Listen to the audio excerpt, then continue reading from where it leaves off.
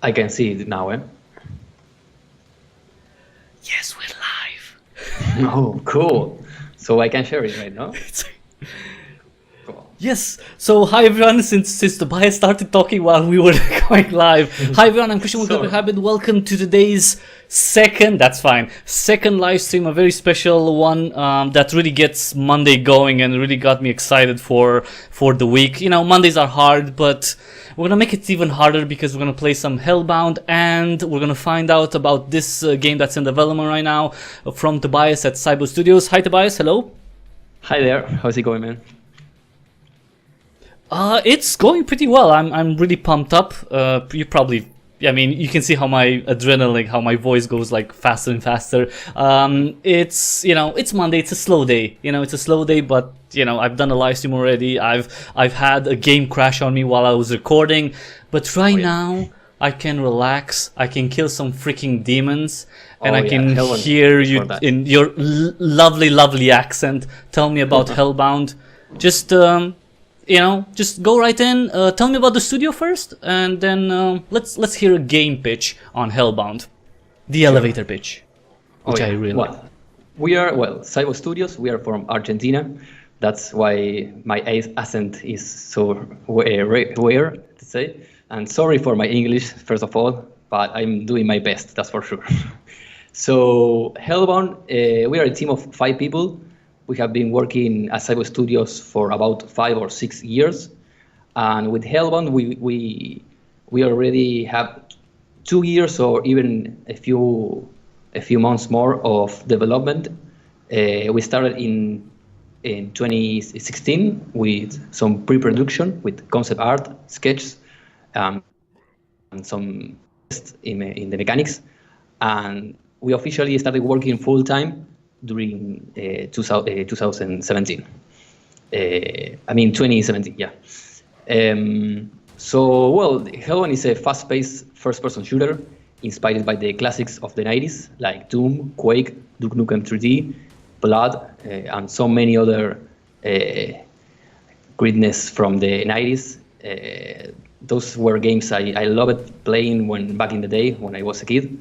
I used to take my uncle's computer to start killing some demons, and I love that. And that was actually what really put me into game development. I wanted to create my own creatures, my own levels, my own weapons, items. So it was since then that I really wanted to do this kind of game. So when we promote the game about an FPS from the 90s make 20 years later is in fact literally. I mean, there was more than 20 years personally that I want to do this kind of game, but for that time, for the last years, we didn't have enough experience or resources to make this possible. So the time is now, and we are so glad and happy to be able to create this type of game and to deliver it to all the people in the world, to all the gamers, and to all the crazy people who wants who loves killing demons and breaking corpses and those stuff. We love to play this kind of game. We love to make them, and we love to see people fighting each other against demons. So that's a pretty brief description of what is Hellbound and who are we.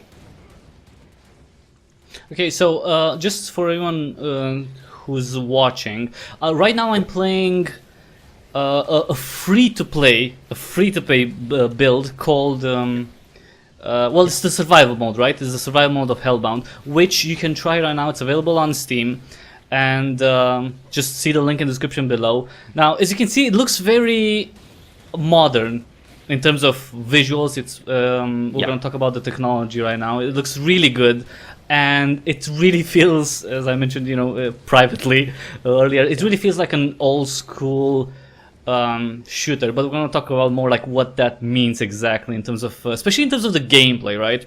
So can you tell me like why? So okay, so you said that as a studio, you had like 5-6 years, right, together. Can you tell me if you had any other projects, any commercial projects or anything else that we could see maybe buy, play? Yeah, sure. We started in about 2012, and we started with a game called Doorways, a saga, which actually has 4 titles. One of them is free and is like an old prototype, but the other 3 games are commercials. I mean, they are payable. Yes, one is Doorways Prelude, the other one is the Doorways The Underworld, and the last one, and the best and the biggest game of the 3, is Holy Mountains of Flesh. And yes, you can find them in Steam. And yeah, we started with a smaller team in that year, made a game in about a year and a half. Then we continue with the second one, and then with the third one, and release it in 2016. So yes, we have been working with in let's say 5 games in total for now. Hellbound right now is in survival mode, as you said, and as we can see here in the gameplay. But our idea is to have a much bigger game. That's the reason why we are right now on Kickstarter looking for funds. This game, as you mentioned, is for free. So if you guys want to take a look, you can just enter Steam and play it right away. No, don't need to use your search credit card. Hellbound on Steam. Yeah, just search Hellbound on Steam, or click on the link in the description below. There's a link both to the Kickstarter and to this build. You can download, play for free, get kill all the demons, and maybe get on the on the best killer list. Now, can you tell me how did you decide for a shooter, or why did you after the series that you've released, why a shooter? What was the idea behind that? Yeah, the thing was that I really wanted to do this a long time ago, as I mentioned. So I would do this if I could when we started with Saibot. But the thing is that a game like Hellbound requires a lot of work of artists and specialists that we didn't have that time. So we decided to start with other type of game I like, which is horror. Doorways is a horror game, more like Amnesia or Outlast, let's say. And for that time, then when we don't have much money and resources, we decided to make something that was cheaper to do, but at the same time we like.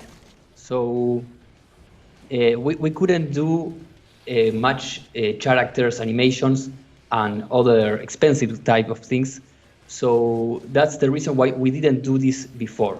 I really wanted to do this a long time ago, but I wanted to do it good. I mean, with all the resources possible and all the experience we can get. So the reason why we didn't do this before is because we haven't the tools to make it done. And but you always had it in the back of your mind. I love it.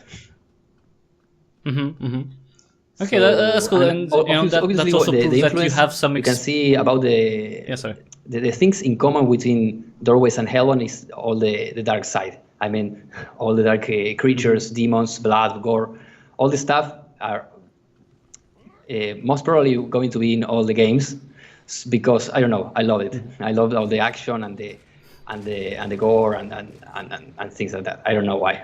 I think I'm a little crazy. So that's good. Tell me about the world of Hellbound. So it has demons. Are you in hell? Is that the premise? Like, where are you fighting all of these kind of gruesome but also cool looking creatures?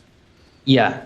Well, there are aspects of the story we are not telling yet, because we want that way. We want people to get to play the game because of the gameplay and because it looks cool and it feels cool to play. But about the story, we are not telling much. Actually, it's part of the promotion. Like there is a story in Hellbound, and we are going to tell it, but not right now. About where you play, yes, it's hell, but hell could be a lot of things, right? could be a planet, or could be Yeah. a religious thing. So we are letting that in secret for now, let's say. But yes, it's a hellish Right. a hellish environment, that's for sure. Because yeah, we love that too. We love that to have fire, lava, and all the stuff that make this kind of environment so cool and so grotesque. That's for sure. But where this took place in which universe, that's something we are going to reveal later. So can you tell me about the production work, about the inspiration? You've mentioned some games already, but in terms of the style, like what did you look at when you were building this world that we see, and hopefully we'll get to see more in Hellbound? Yes, about the art style, we have made a lot of tests. We want it to look realistic, but at the same time grotesque, so it looks cool, not to look like a super realistic thing, because it's not the idea. Making things grotesque and exaggerated add a plus of action and you know that cool feeling of that everything is just exaggerated, and everything explodes, and parts of body parts flying around, and those kinds of things make even a better experience. About the technology, we decided to use Unreal Engine 4, which is the most powerful tool right now in terms of visuals, because it was pretty tough, because we came from Unity, which is also a very good tool, but in terms of visuals, it's obviously not the same. The previous game we did it with Unity, so it was a tough change, but I think that it really makes the difference. And about the art style, the final art style, I mean the render or the lighting and stuff, we did a lot of tests. What you can see is that we use like pretty bright colors, and that's also part of the experience. I mean, you can see the items, or you can see the enemies, and where something is happening, like explosions or like the lava. Everything is pretty clear. There is no like a single tone, you know. So that was also part of the idea, because you can see a pretty tough green, a pretty tough orange, and yellow. So colors really heavy in content. Yeah, it's a very vibrant world, I gotta say. Like the first time I played it, it's not that it's. I mean, obviously it's alive because you're getting attacked and you can get killed very fast. Yeah. But it's the contrast between all the colors. Although you have the red, obviously you have the green, you have the. But it all goes together like. Yeah. Like. It's like you're looking at a freaking painting with somewhat exaggerated colors that accentuate every element in the world. So it's like the demons look great because of that. You see everything from afar, and you can aim easier. So you know when you move really fast, you know that that's an enemy, that's a rocket, that's a weapon, so you can really tell things apart, which I think is really useful because of the gameplay and the pace. Yeah, absolutely. So so in terms of, I wanted to ask about Unreal Engine 4, and did you have to make anything custom? Did you have anything in particular that you had to do on your own, add to the engine or modify significantly in order to get your vision? Well, yeah, we started making some tests, and we realized that doing it simple was the best way. We tried making our own shaders and stuff. We did some pretty basic things, but a lot of tests before of that, and we came to the conclusion that if we managed to do it simpler, it was going to be better, and that was the final solution. I mean, we did a lot of tests, but none of them really satisfied us. So we decided to make it like to use Unreal how it's delivered, let's say. So so right now it's pretty simple in that way. Yeah. Would you say that the choice for Unreal, like, because you said, you work with Unity, and I guess you had quite some experience, right? A lot of experience with that, but going to a new engine, was that maybe one reason for it? The fact that shooters, like first-person shooters especially, kind of have feel the need, or at least the classic ones, right, have had that need to have the best technology in order to showcase, what they have. Like, Quake 3, Quake 2, they were all pinnacles of, technology at that point in time. So did you feel that you had to get the best graphics because it's a shooter, because you were working on a shooter? Yeah, it wasn't the reason, but the reason it was that because this was so important, so personal for me, I wanted the game to look so badass and so cool. So it's in fact that's in fact the reason. But it's true that yes, some of the very great classics like Quake or even Doom or even Wolfenstein in that time they were the AAA in quality, in visual quality. So I think yes, no, it is not a coincidence, but in our case, this is just because I wanted to look so cool. That's it. And Unreal Engine offered you, that opportunity to make it look like you wanted.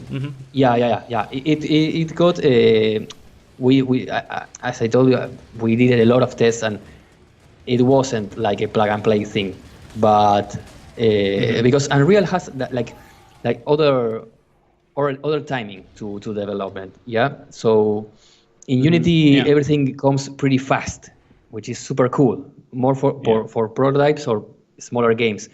But let's say in Unreal, you have to do a lot of work, but it will give you like a good result. So it pays off in the end.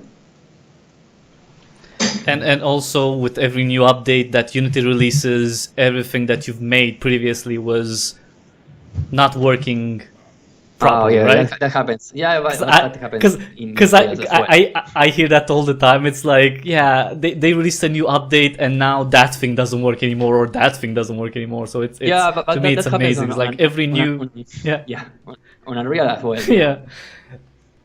But it's okay because I guess they that's came with new stuff. Yeah.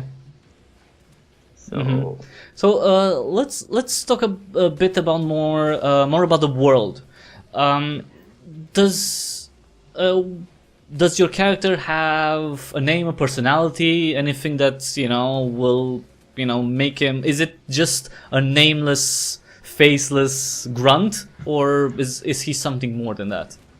Yeah, well, that's again with this related with the story again. And yes, he has a personality, and he's a character in he has his own story. And what I can tell you is that he is not human. So he is just another thing. Yeah. And he is a tough guy, that's for sure. But in comparison to all the other enemies, he looks like pretty small. But he's actually like 10 feet tall, for example. So to have an idea. Wow. So, but everything in the world, in Hellbound, all the enemies are much bigger than him. So you can even see that if you press E, you can change to third person view. So sorry, R. I think is the no E. Yeah, you said. Okay, cool. I think E. Yeah, E. Yeah, there you go. Yeah. There you go. So even though when it looks so weird, I'm sorry, but it looks so weird. Yeah, first person. Yeah, that's right. Yeah. It's not a fault on your, no, not at all. It's like it just going from first person to third person when it's like it's a little bit weird. But it looks good. It's just weird. We added you can even change the side with the other. I think it's R. Yeah. So, you can see the character. So yeah, he's a tough guy.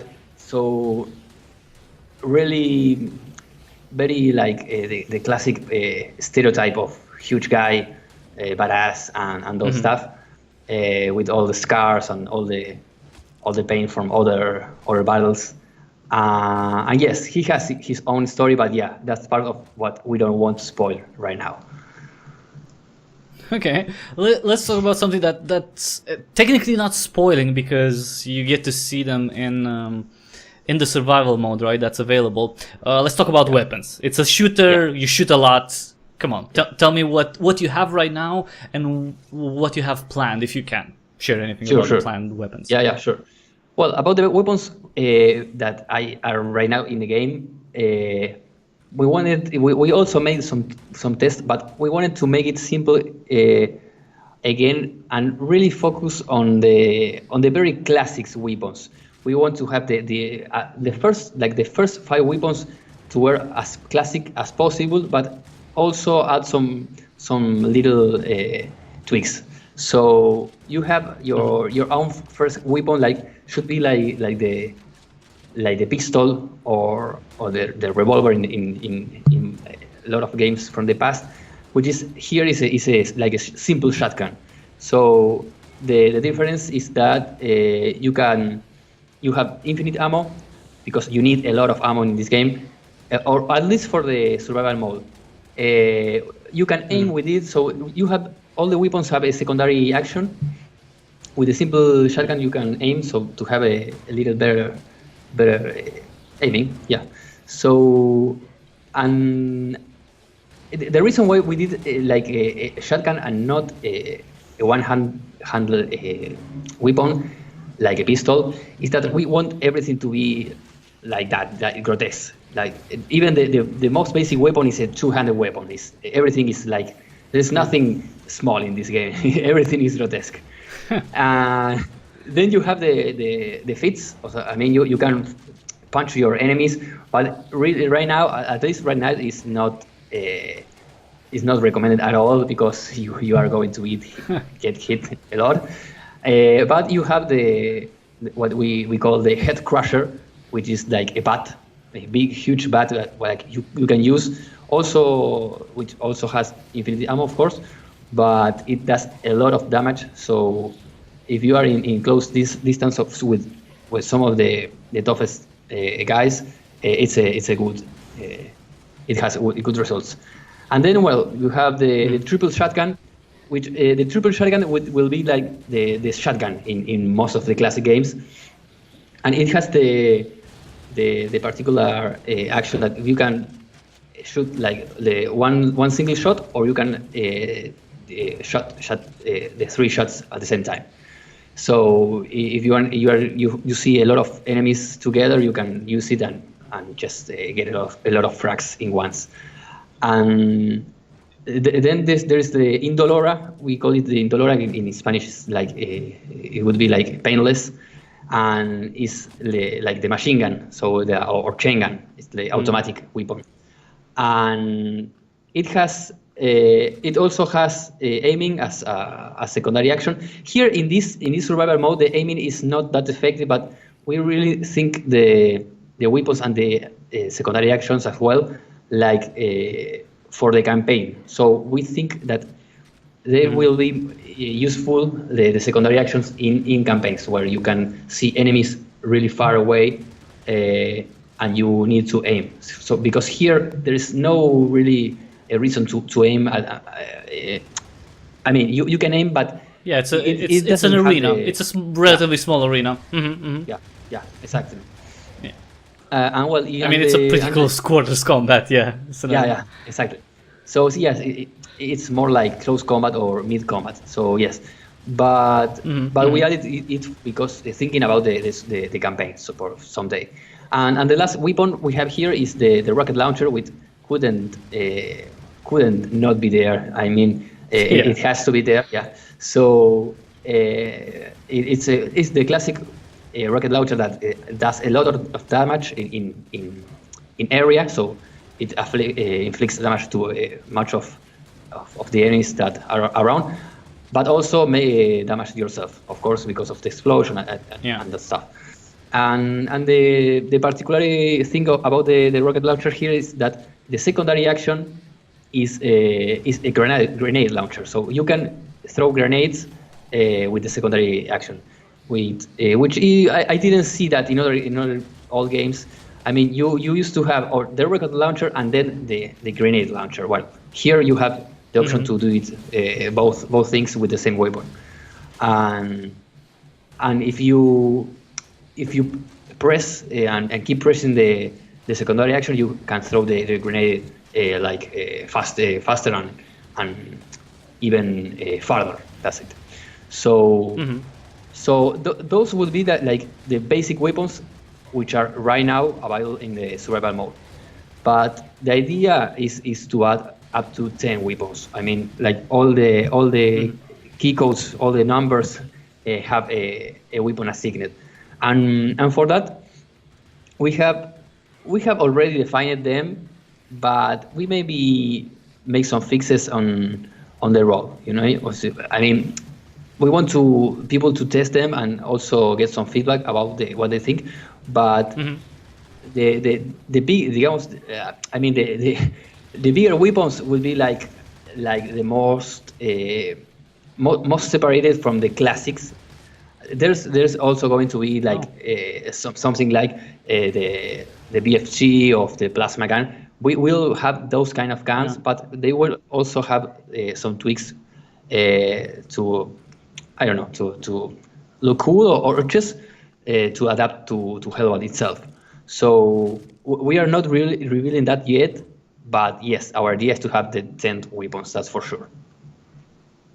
But you could say that, for anyone who's interested in, participating in, the development and supporting you financially on Kickstarter, like they would have a voice in what those other weapons would be like, or at least how they look like or how they feel like, right? Yeah. We want to, with the Kickstarter, we are going to start like a closed beta. We already did a closed beta for the survival mode, but if the Kickstarter goes well, we want to do a closed beta for the new content and of course for some of the campaign stuff. So yes, we want to hear people what they say. Of course, our decision will be the last, but I have seen that it's pretty cool to listen to people, to other gamers. Like there are a lot of things that we improve in the game thanks for that. So we have a base idea of what we want with the weapons for each weapon, but we also want to see what people think about it. So we will see what comes around. So if people suggest the frying pan from PUBG, you're gonna say like, no, right? Probably no. I mean, it's just not that classic, how they can suggest it, but it's probably going to fail. Does that like a side note, right? As a side note, does that make you, I don't know, think or smile at least, or like at least smirk, thinking that, oh, like this is where shooters are in 2017, 2018, that you get a frying pan as a weapon, even as a joke weapon. Isn't it funny, like how? No, it just to me it's so funny because like, from the 90s, we talk about classic shooters. They didn't really have joke weapons. Weapons that you had, the weapons that were in the actual game were like, yeah, this is badass to kill stuff, right? It wasn't. They weren't. I mean, the jokes were other elements of the game, right? So, like secrets and stuff. But with PUBG, it's like, oh, there's a weapon that's an actual joke. It's I just thought about it. I think it's a little bit funny. Yeah, it kind of shows. In the 90s, the games that put some of funny elements in weapons would be like Duke Nukem 3D or Blood. Like they have some funny stuff, but not that way, not that ridiculous way. Yeah, exactly. With time it was like getting even funnier. I don't know. Maybe also because the changes of the community and the content, that you need to have something to impress. I don't know, and maybe some games can do that. In our case, it's not really like our goal. We want that The funny stuff is more like exploding enemies and breaking corpses, breaking the stuff, but not that with ridiculous things like that. It's okay for me. It's funny. I really enjoy them. But Yeah. It's not. Yeah. Not what you want with Hellbound. Yeah, okay, no. that's pretty fair. It's just the comparison. It's amazing. Yeah. You know, for someone. I mean, you've probably played a lot. I played quite a few stuff from the '90s. Like, compare Quake 2's weapons with PUBG. It's like, you know, like wait, one is a shooter and one is a joke of a game. And it's not nothing bad that it's a joke of a game, but it's like you don't have to take everything seriously, right? Obviously, it's just a funny contrast. You know, it's like they're kind of the same genre or in the same space, but they couldn't be further apart, you know, in terms of I mean, if you compare design, Quake 2, you have to compare with something of today's. You should compare it against the new Doom or the new Wolfenstein. I don't know if perhaps is the case. It's more like an indie thing, right? So I don't know if it's really the comparison. Yeah. I mean, I'm you sure still shoot in the 90s stuff there in was that regard, that wasn't that popular and that have those funny things as well. A frying pan in the 90s? Yeah, probably, yeah. Could be. Yeah. I mean, why not? So we talked about the weapons. You don't want to share too much. Just okay. That's fine. That's fine. It's okay. Next time. Like in 2 months after the Kickstarter is successful, they're gonna show us some stuff. Tell me about the enemies. So what do we see right now? And you know, if you can tease anything for the later stages. Yeah. Right now we have two big groups of enemies.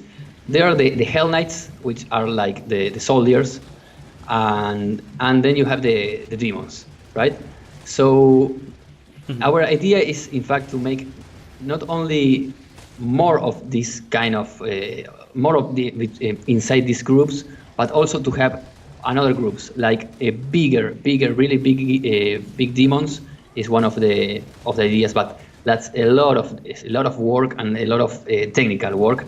We would love that, but right now, as I mentioned, some things we decided to make it simple so we can have something playable, and the Hell Knights itself themselves are they share parts. You know, you can see that there are 5 types of Hell Knights right now, which is one with the Hell Crusher, one with the simple shotgun, the triple shotgun, the Indolora, and then the rocket launcher. So there are a lot some of them, but they share like the skin. They have different armor parts, but in terms of development, that's pretty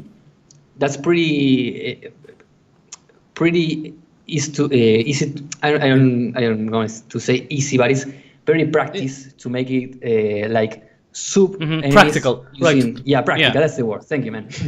So that's so that's because you make one model and you tweak it and you modify some stuff, put another weapon, and that right, you know, limited time, limited resources. You make one model and you modify that, and you make 3 types of enemies instead of, you know, just one. Yeah. Exactly. So when you said the bigger enemies, is that like something boss-like, or would they be bosses, or just, you know, a different class that's still enemies that just bigger? Yeah, the idea is to have both of them. I mean, to have bigger demons and then also bosses. Also, I like the idea of the originals FPS, or at least Doom, where you have like a boss which you can fight it for the first time in one level, and then you find that boss again, like another creature, like another base enemy, but a tougher enemy. Just so the idea is to have bigger creatures as bosses and then as base enemies. So yeah. So as you progress, you know, you defeat the boss, and then later on you see them as kind of regular enemies. You know, because it's just tougher. Right.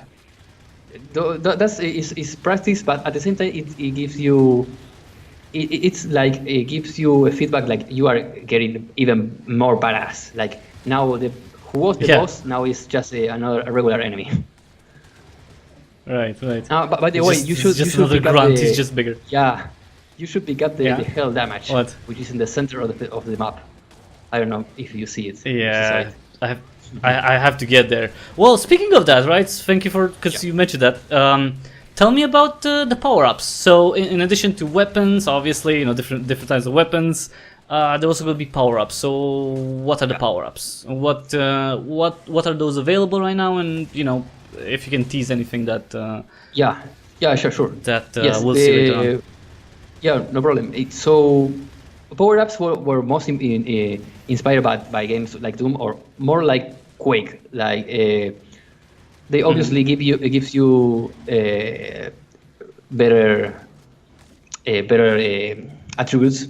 Let's say. So we have which is the hell damage, which is like the quad damage in Quake, which gives you more power in damage. So you can break enemies with just single shots of the most basic weapons. So it turns to be a huge massacre. So and also we give you a lot of we pay a lot of attention to the feedback. Like everything turns in certain color and everything pops up like you are so pump up with all the effects of the like you are on some kind of drug, So we pay a lot of attention to that. And even the face we have in the HUD, like our hero's face, it has his eyes with like a glowing effect and those stuff. Then you have the health skin, which is like a protection. So you are not invulnerable, but you have a lot of resistance. So you can hit a lot of hits and you can use the rocket launcher like exploding everywhere because your own damage doesn't inflict you during that time.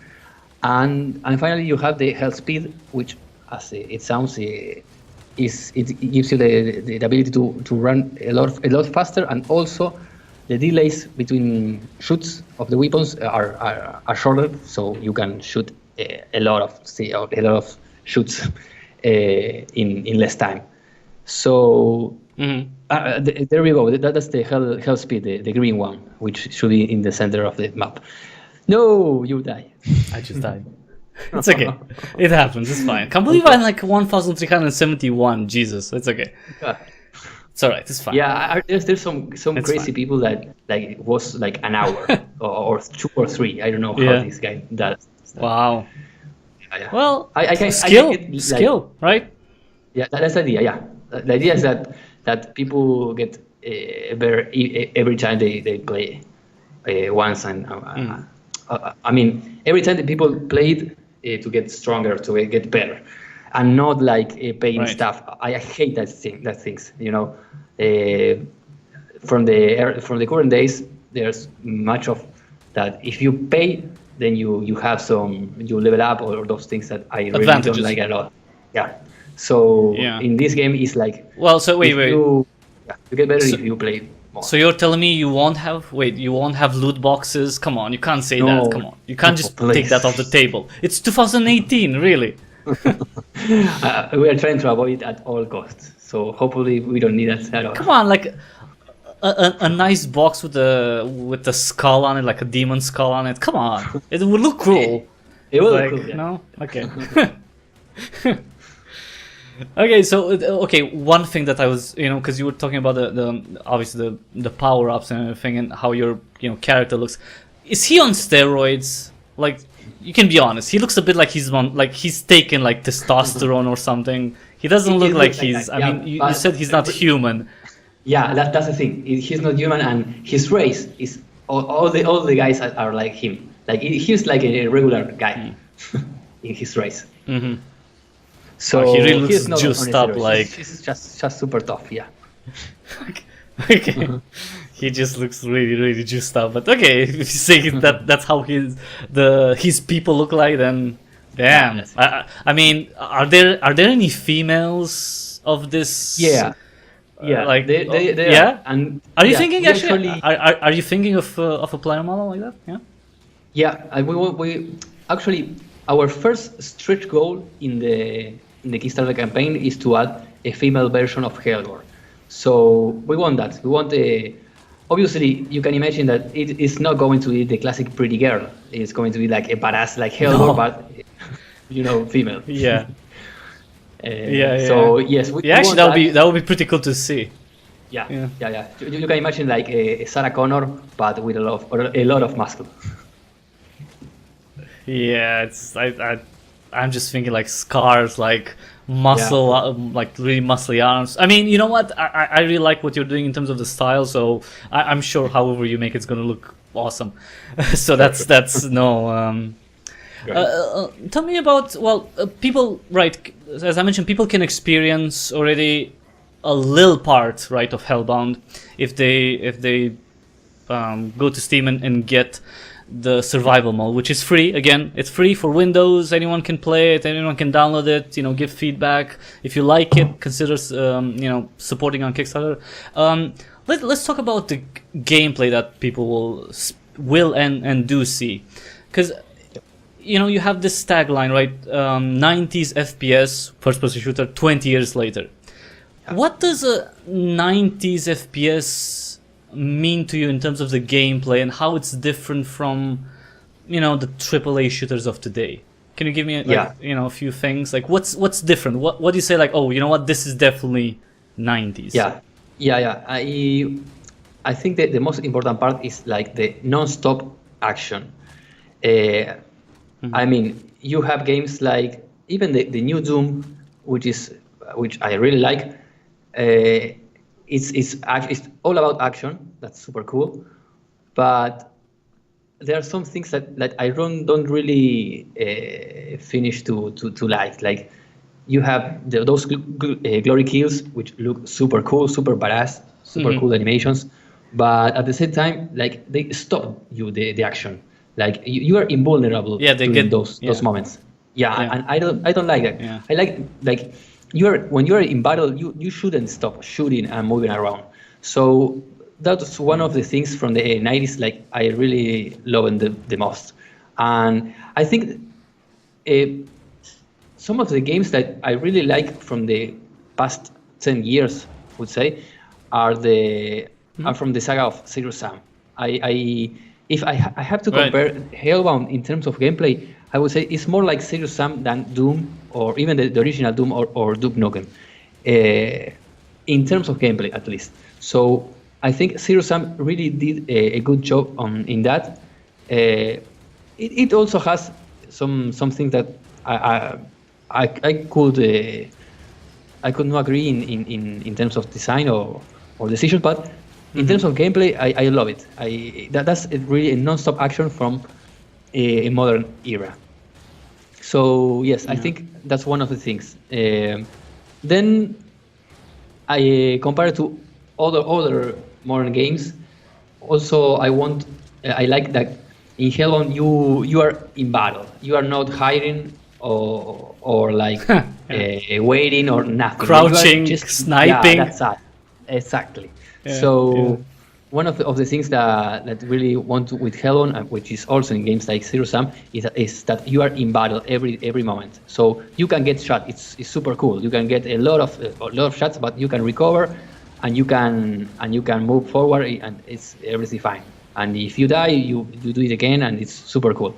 Also, I just realized it, like things like auto heal obviously are not here.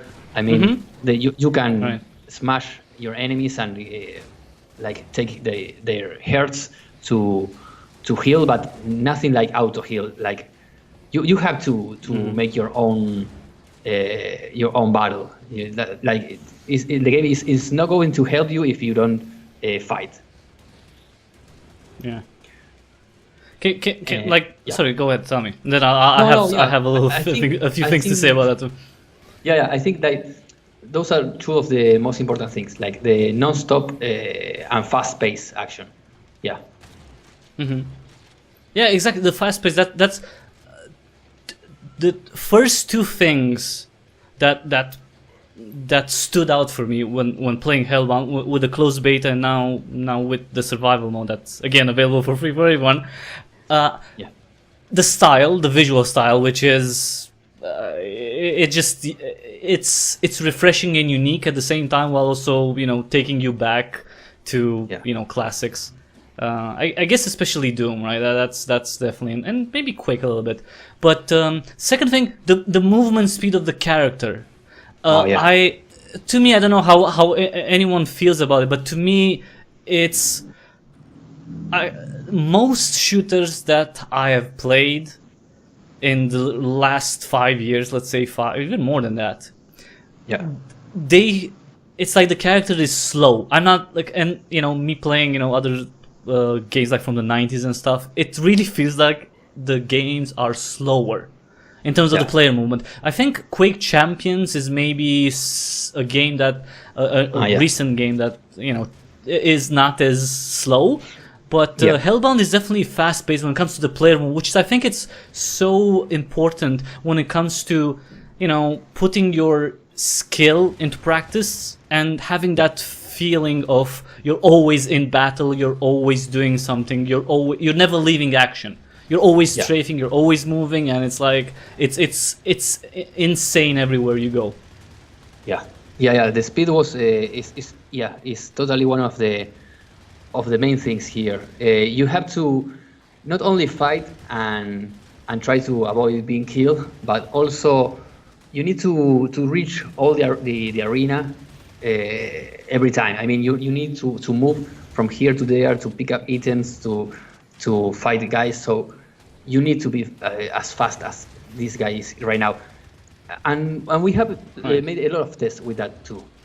I mean, at the beginning, like sprinting was dropped the weapon down, and that was a decision. Like that wasn't a nice thing, but at the same time, I thought that would be practice because you will use it only when you are in troubles. Yeah, so you are not using it all the time. But here is when the feedback of the community really helped us, and they told me, no, right, you should sprint without dropping the weapon down. And then I thought, why don't do that like most of the classics, like Doom? I mean, like you press shift and you can still shooting. You don't drop the weapon down. And then we added another thing that you are not using right now because it's pretty like I would say secret, but if you run with shift and then also press control at the same time, you should use two of your fingers for that. You can sprint like faster. Even faster. And then you put the weapon down. Exactly. So we kept that mechanic, but only in certain cases. Like you are getting fucked up with all the enemies. Well, you can just escape from that with that. But at the same time, the basic sprint or the running is still there, just with shift. And I don't like, for example, like always running and with shift start walking. I think that's not for a fast-paced game. Some people want that. Some of the guys from the community prefer that not to use shift, but I prefer like running costs you some additional effort, let's say. So I like that you need to use shift to run and not just to start to be always running, like you do, for example, in Quake 3. Right. I love Quake 3 and obviously Quake Champions, but I like that running is like that requires some effort, like you were in real life. Like you need to make some additional effort to that. Obviously, here is nothing is real. I mean, you couldn't be running and jumping and fighting like this guy does, but that's part of the magic of this kind of wars. And that's one of the one of the important things on all of this. We want to make everything that feels the better. I mean, we don't. Nothing makes sense in terms of realism. Just make it for a better gameplay experience. That's it. Yeah, make it fun. Make it fun. It doesn't have to be realistic, right? I mean, I think, okay, well, there's certain things I think that, well, depending on the game, obviously, but there's certain things that I guess, at least on my end, I can't, like, they feel wrong because, I don't know, I don't agree with certain design decisions, but for the most part, if it's fun and if it's built properly, right, and the mechanics are good, and visually it makes sense, then I think you can make anything make sense in a game. Like, I'm finding demons and I'm running and I'm shooting in this hellhole, and it doesn't feel foreign to me, or I don't feel like criticizing it for, oh, this is so unrealistic, it's stupid. No, it's fun, right? So I think it's the way you make things allow people to suspend disbelief in something, because you need to suspend disbelief, right? There's no fighting demons in the real world, right? I mean, this isn't about realism, right? It's about making you feel like you are actually in an action-packed shooter. That's it. So I think at least with the running and the speed, I think you really nailed it on. That one of the things I think was super great in the early days was the level design, and the level design was made without any sense at all. So you can see super huge rooms which have no sense in games like Doom or Quake, but they were made just to be fun, to feel good. And nowadays there's like every room and everything you see is like it has to make sense, and with that you just cut a gameplay experience. Right. So do you think certain games over design certain levels, maybe? Like they try to make it too, I don't know, like they try to make it I don't know, too detailed, too complicated, and then it doesn't really bring anything to the gameplay. I see that they focus too much on the visuals, which is cool, and on the visuals, but also on the realism, that every room has to needs its purpose and everything, but no for gameplay, just for looking good, and that's one of the things that I don't like from some of today's games. Like in the 90s, as I told you, that everything was just for a better gameplay experience, and nothing make sense.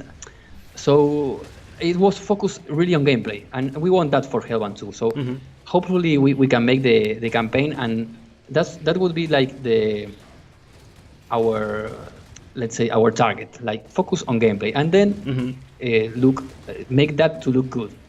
So start with gameplay, and then add a layer of greatness, let's say, in visuals. Yeah, you don't have to make a room or a building make sense in terms of the the structure. It's like you don't have to have a structural engineer look over a level and say, like, yeah, that building doesn't make any sense in terms of like, no, it doesn't have to make sense. It just has to look cool and serve a purpose, right? Yeah, that's it.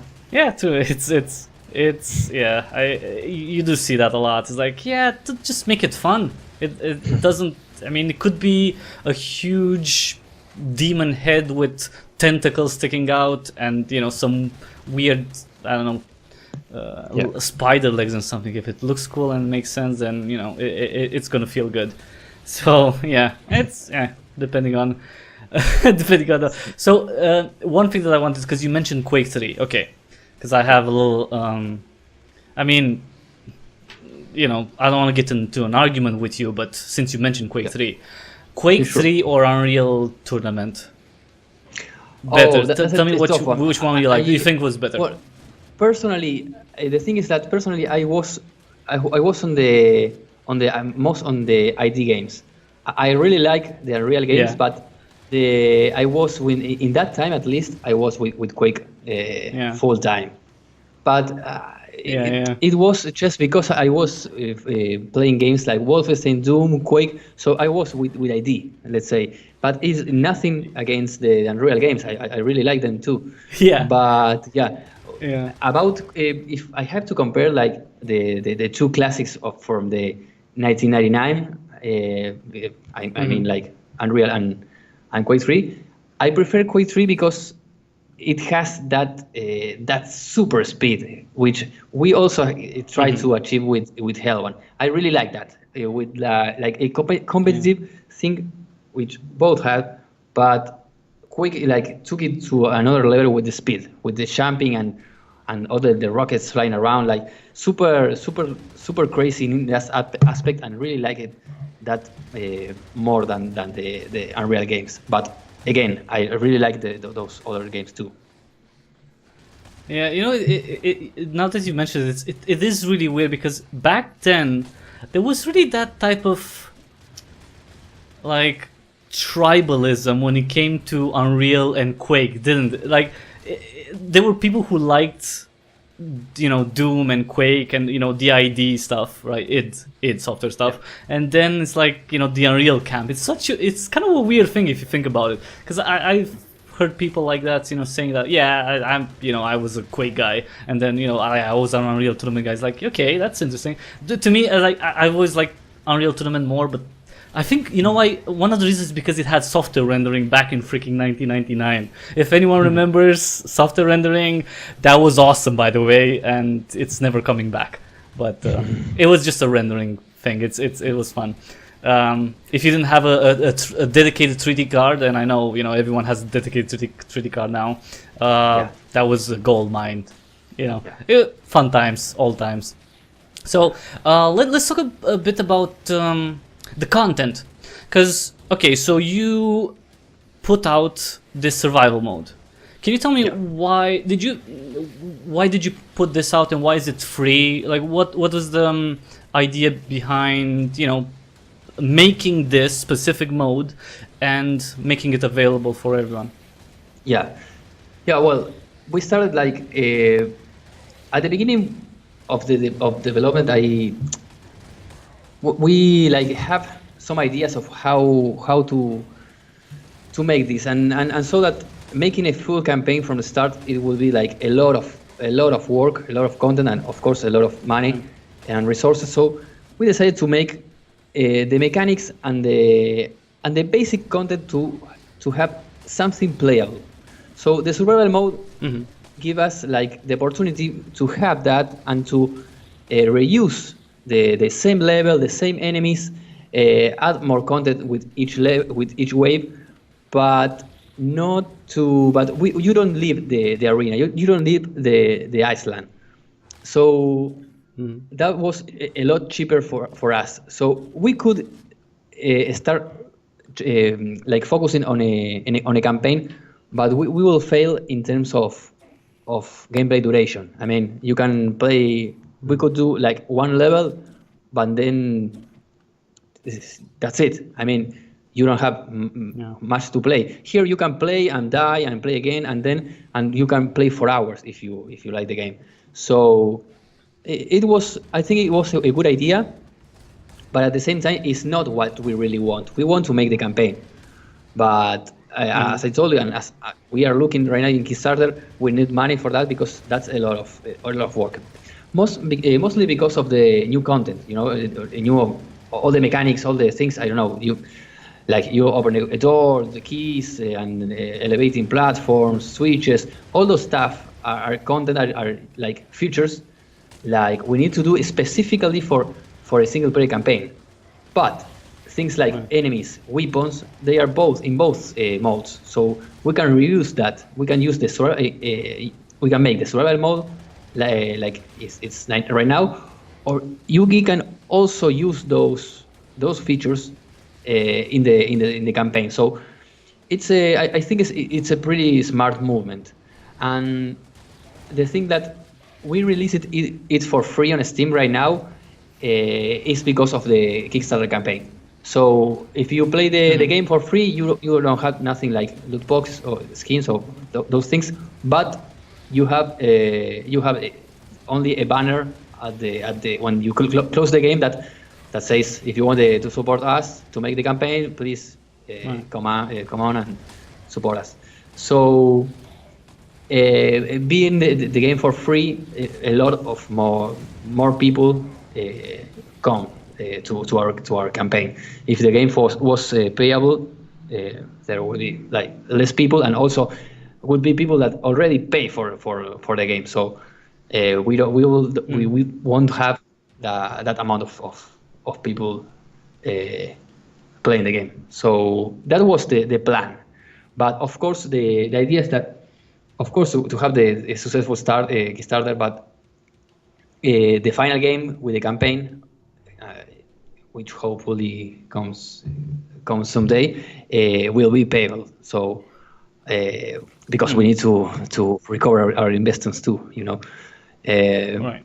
But yeah, hopefully we can leave the survival mode for free forever.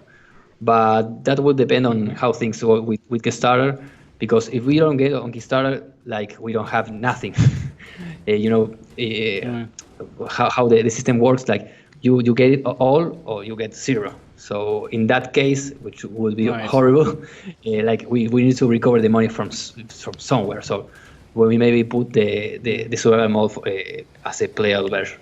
We will see. Hopefully we don't need to do that. So with the Kickstarter goal, which is $40,000, what would that help you achieve in terms of content? Like what will you be able to build with those funds? Yeah, we have three things with those funds, because we also have some stretch goals, but that's even harder to achieve. But with the first goal, with the base goal, we want to, first of all, finish the survival mode. We want to polish it, like not much additional features, but just to have all the fixes, all the bug fixes done, or as many we can fix, so more people can play it without problem. Then to create a new map, which is call it the Hero Cemetery, which is a place especially made for the backers on Kickstarter. Like if you want to support us, you can have like a grave with your name, like a headstone, or like a bust, or even a full body statue of yourself in a place like this one, like this island, but it will be like a cemetery.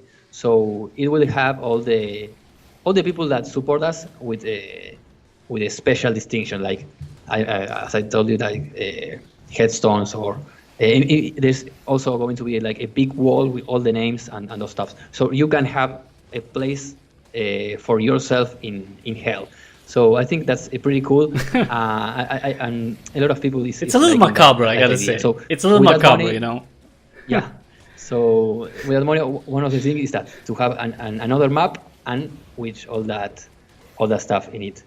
And then we are also going to create one first level of the campaign, which we want to put everything from us, like all the basic features of a single player campaign that we have in mind, and with that we will be able to face investors. Like we have some contacts, but they are asking us to have I mean, they like the survival mode. They think it's super cool, but at the same time, they need something more. They need to touch something about the campaign. So, because it's true, I understand that, because we would love to do that, but we don't have something from the campaign yet.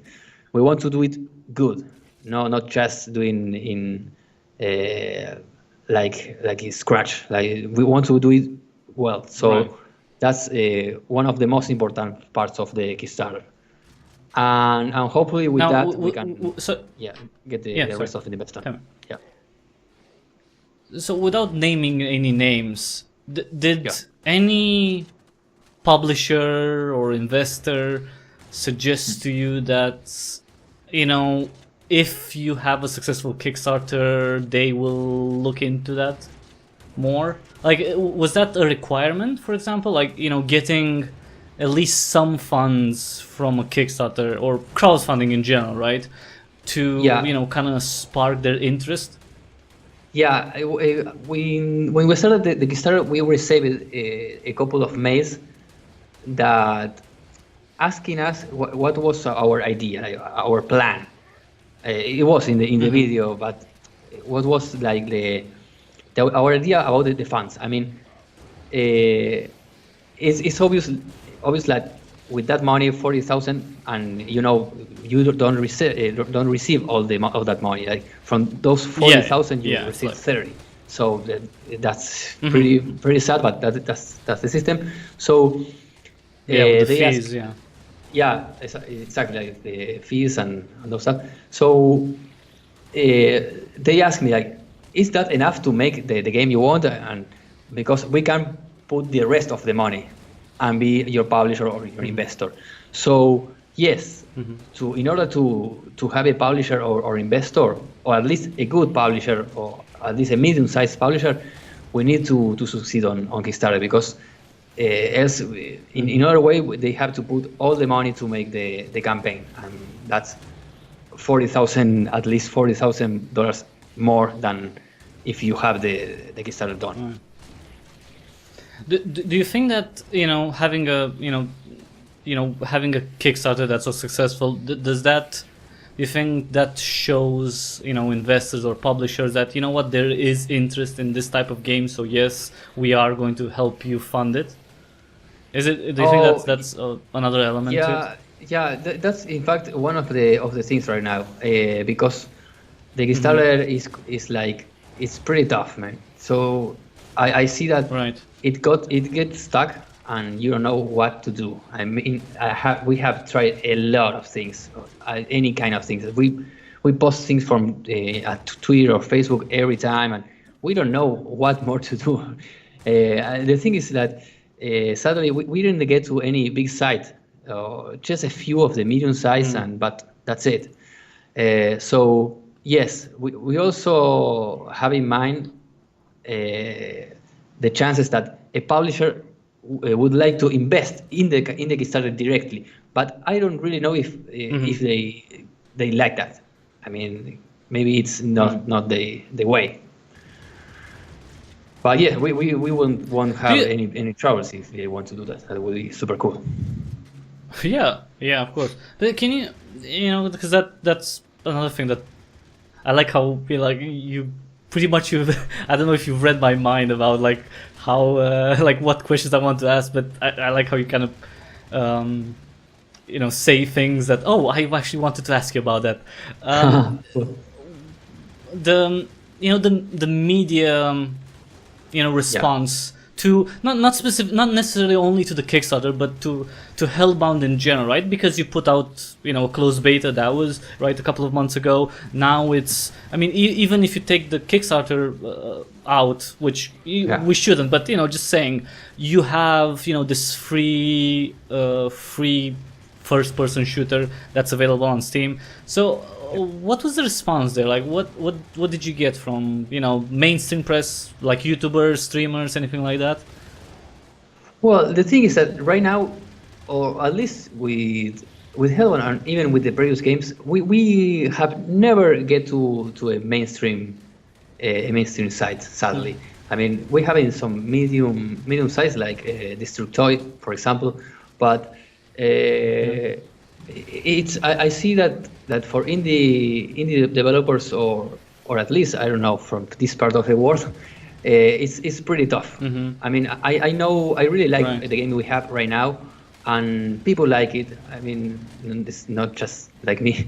I see the reviews and all the stuff, and people really like it. But it's so hard to get to the media. We send a lot of emails, but most of them that's just doesn't respond. So it's pretty tough for indie developers today. I mean, it seems like you have to be in contact with someone inside in the media. I don't know, man. It's tough, and it's pretty frustrating, because In other times our previous games with Doorways, I like those games too, but I saw them like another game. But we have, really think we have something pretty cool here, and we are not receiving that attention. I mean, the game is free now. You can play it, you can see, you can find it easily. And then we have the Kickstarter, and I think we also have a cool Kickstarter with a cool video and a good page. So if you ask me, I don't know. I think it is or too oversaturated of games, so it's difficult to get distinction. Or I don't know. Maybe we only have bad luck, or it is not what they want. I think the problem is the amount of games that is going around in the previous years. A lot of games, so it's difficult to have some distinction. To be fair, though, I mean, I don't think anyone can look at Hellbound and say, "Oh, this is just another shooter," right? So in that regard, I think you have a selling point, because Hellbound is not like any other shooter, right? It's not yet another battle royale game, which, I mean, I would suggest to you that, you know, you put in the Kickstarter that if you reach like $200,000, you're gonna put a battle royale mode and see if that reaches the goal, because apparently that's the big thing now, right? But it's, I mean, I don't know. To me, it's like Hellbound definitely stands out. It's definitely its own thing in terms of the looks, in terms of the feels, in terms of the gameplay. So I don't know. Maybe it's because I'm thinking, you know, is it hard to sell? Do you think is it hard to sell a 90s style, you know, shooter in 2018? Is it, you know, is it that idea that the classics were cool and all, but now people want it a bit easier? I don't, you know. Yeah, maybe it happens, but I don't know. With the new Doom, new Wolfenstein, and new Shadow Warrior, like there was like a new wave of old school style, or at least old school inspired or old school names around. So it should have been be the problem, but yes, maybe we don't have the chances to. I mean, these guys didn't read our mails. I don't know. Maybe it's more like a luck thing, and we don't have that luck already. I don't know.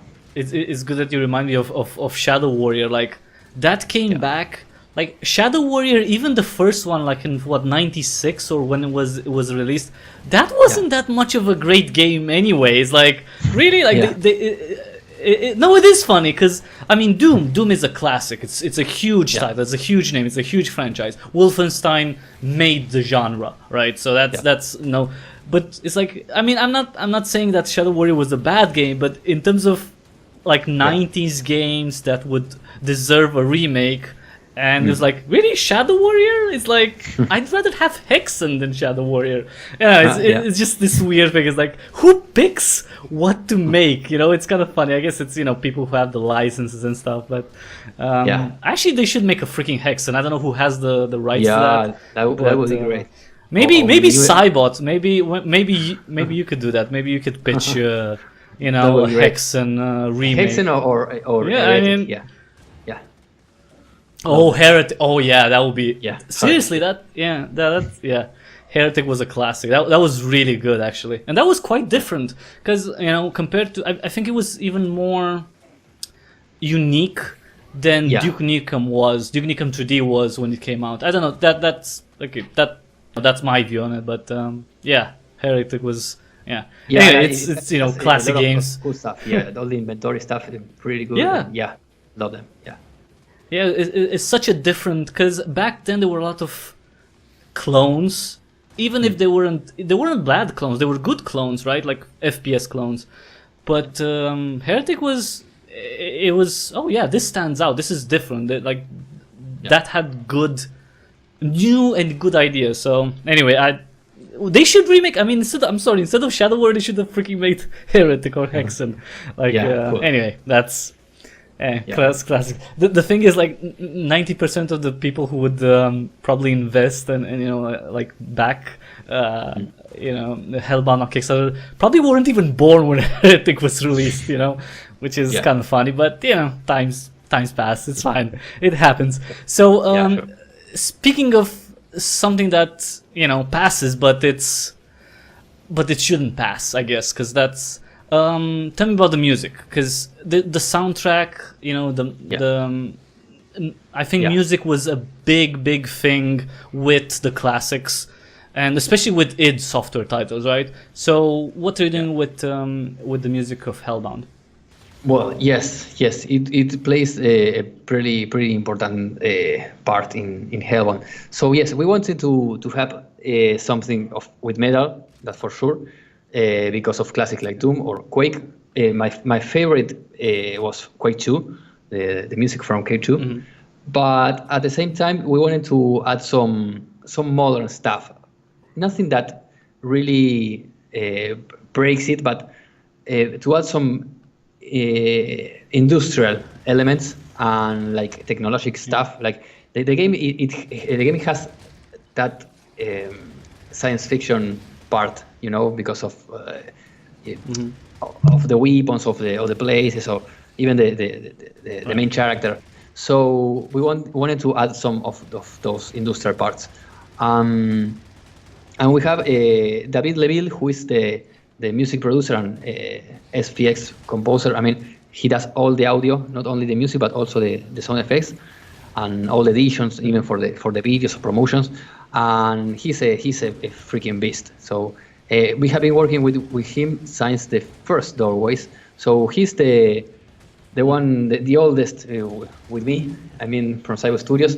I mean, he's the only one with me, like, who was from the very start, and who Very beginning. is very beginning, and who is still there. I mean, we have a lot of changes in the team, but he's one of that is there from the beginning. So yes, he does a lot of work in audio, a lot of things, a lot of tests, and he also we even recorded our own instruments. Like we went to a record studio and he played the bass, he played the guitars. I played the drums, but I didn't play the drums Really? in the record. But I gave him the notes that I thought would fit better. So yeah, that's pretty funny. But he Is did all the this, work. is this like an indie thing? Because you're an indie studio, you have to do everything, including the music and for play. Sure. That's for sure. Yeah. We love that, but yes, that's a lot of work, because you can see I am the programmer, but at the same time I'm the director, I am the game designer. So yeah, this is pretty indie. But yes, also David not only does music, but all the audios, all the SPX, and that's a lot of stuff. I mean, the music is super important, but all the effects, like all the sounds of shooting, of jumping, and those stuff are a huge amount of work, and really make the difference in the final gameplay experience. So I really think that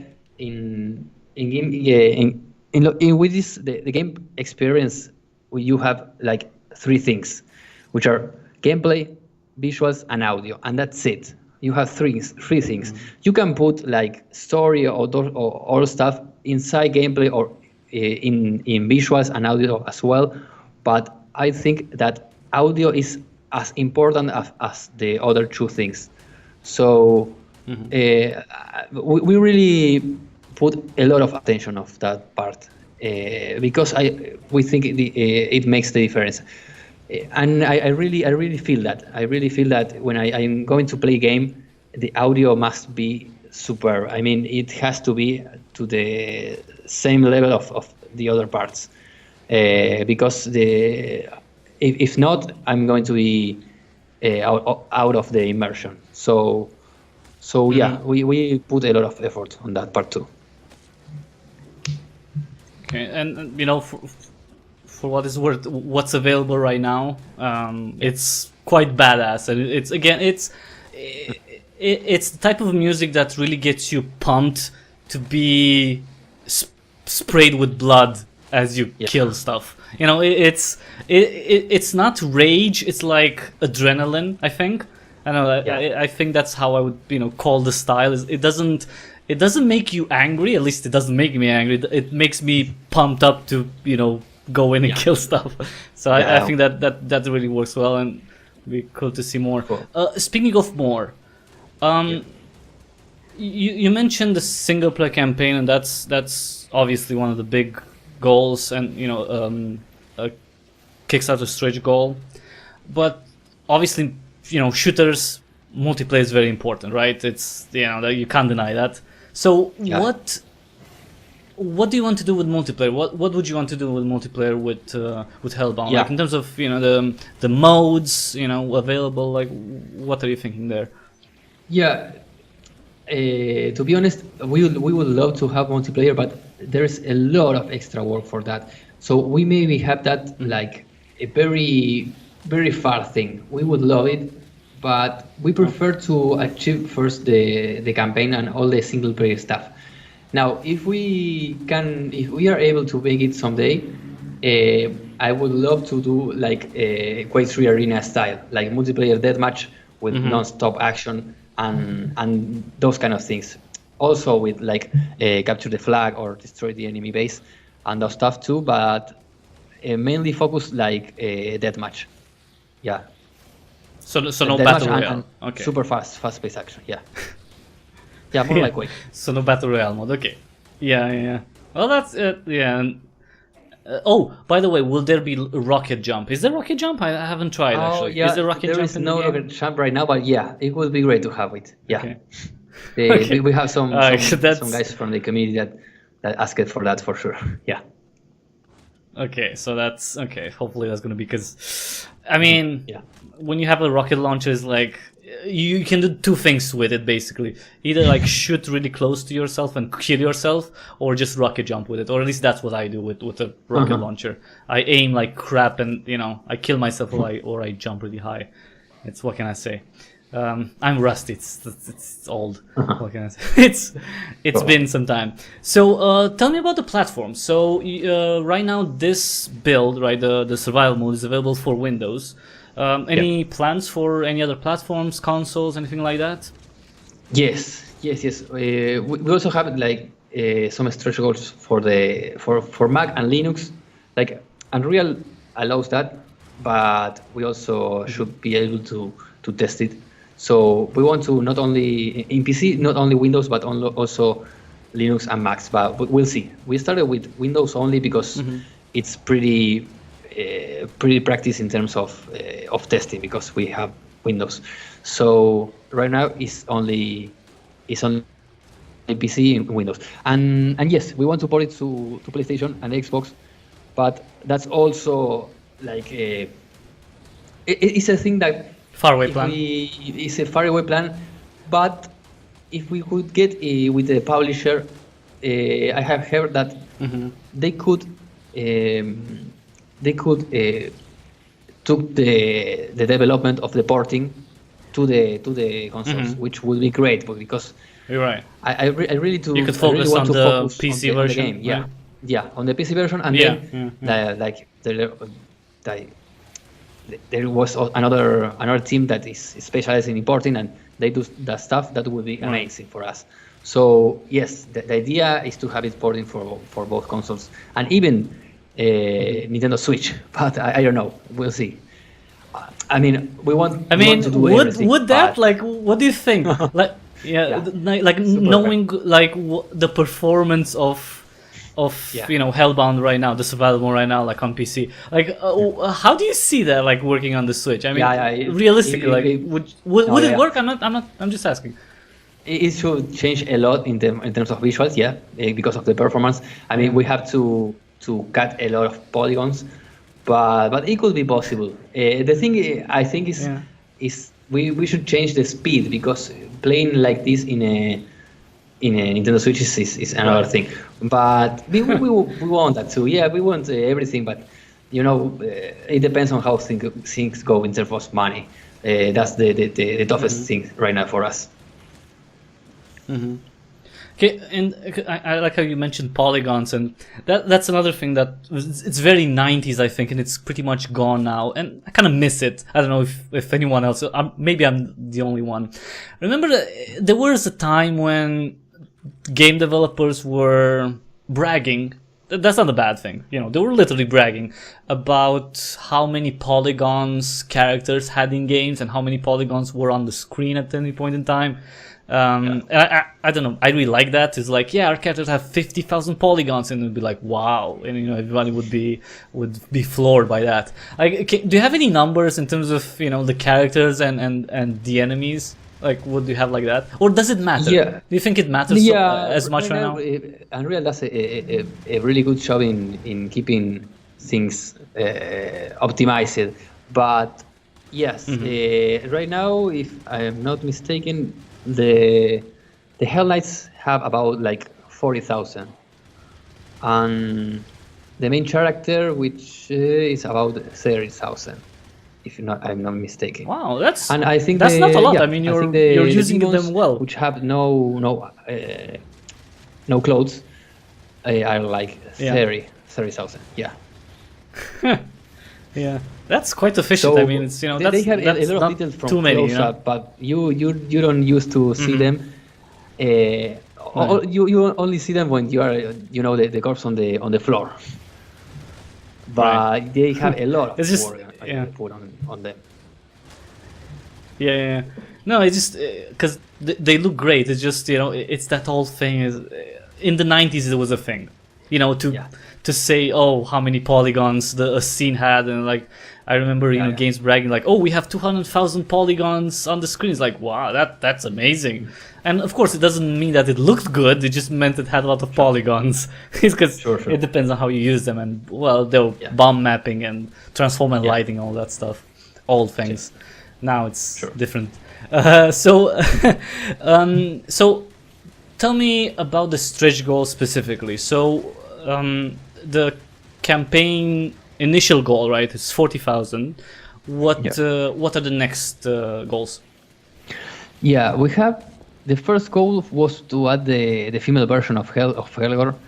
Yeah, that's like a very very close stretch goal, and then we have in mind like another island or a customizable island, and then the big stretch goals will be the single player campaign in one chapter. Like this, that one is focused in like $100,000. So that would have a single chapter, like about eight levels we have in mind. But if the stretch goals continue, like you can, I think right now it was like 150,000. It was the game with 2 chapters and 200,000. 3 chapters, which will be like an ideal scenario. That's what we have in mind, but things can change, of course.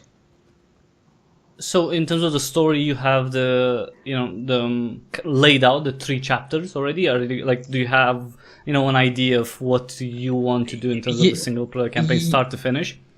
Yeah, but we can adapt it to whatever results we have in terms of money. I mean. If the story have to enter in one single chapter, we will do that. Of course, we would love to make the 3 chapters for sure. Right. So the 3 chapters, like the kind of the full Hellbound, let's say. Yeah. That was the plan. If we only have the money to make one single chapter, which will also be great, we can get all the story in one chapter. It's okay. Right. We'll see. You can. Well, that's talent. You can, you know, customize. Well, you know, it's like a TV show, right? You kind of have to do it in one season. Okay, we're gonna have to do it in one season. Great. Let's do this. So yeah, that's. So let's leave Hellbound a little bit because it's very gory and like scary a little bit.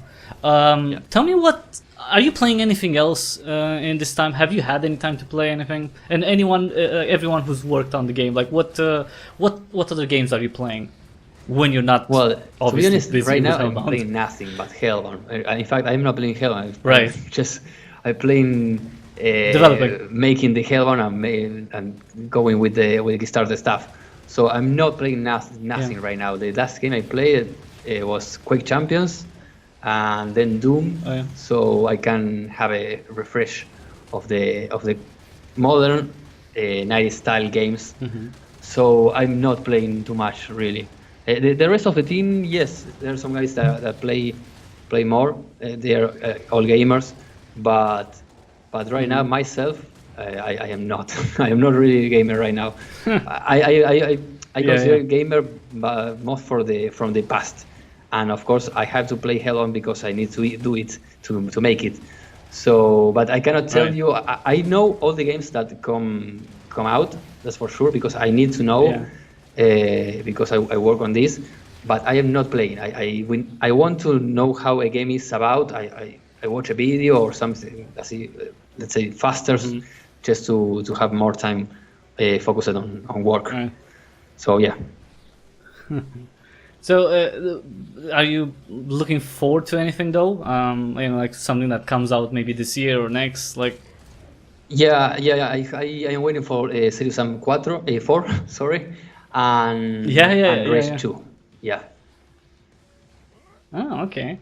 Looking for those, yeah. Okay, it's so you're staying in the genre, that's for sure.